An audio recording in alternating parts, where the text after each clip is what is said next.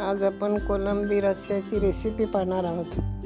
कोळंबीचा रस्सा अगदी सोप्या पद्धतीने घरी कसा बनवायचा ते आपण पाहणार आहोत। कोळंबी साफ करून त्याचा दोरा काढून आपण पाण्याने स्वच्छ धुवून घेतलेली आहे। आपण कढईमध्ये प्रमाणानुसार तेल टाकून घेऊ। लसूण तेजपत्ता टाकून घेऊ। एक चिरलेला टोमॅटो टाकत आहे। एक चिरलेला बटाटा टाकत आहे। आता आपण स्वच्छ धुतलेली कोळंबी यामध्ये घालूया।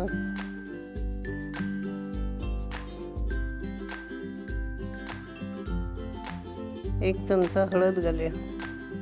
एक मोठा चमचा घरगुती मालवणी मसाला घालत आहे। कांदा, खोबरं, लसूण, आलं, कोथिंबीर यांचं वाटण घालत आहे।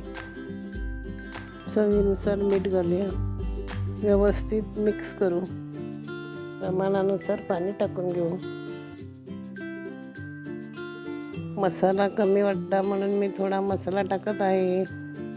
रस्स्याला चांगला आंबटपणा येण्यासाठी आपण कोकम टाकून 10 ते 15 मिनिट शिजायला ठेवणार आहोत। आता आपला गरमागरम कोळंबीचा रस्सा तयार आहे। यामध्ये बारीक चिरलेली कोथिंबीर घालूया। कोळंबी पण व्यवस्थित शिजली आहे आणि रंग पण छान आला आहे।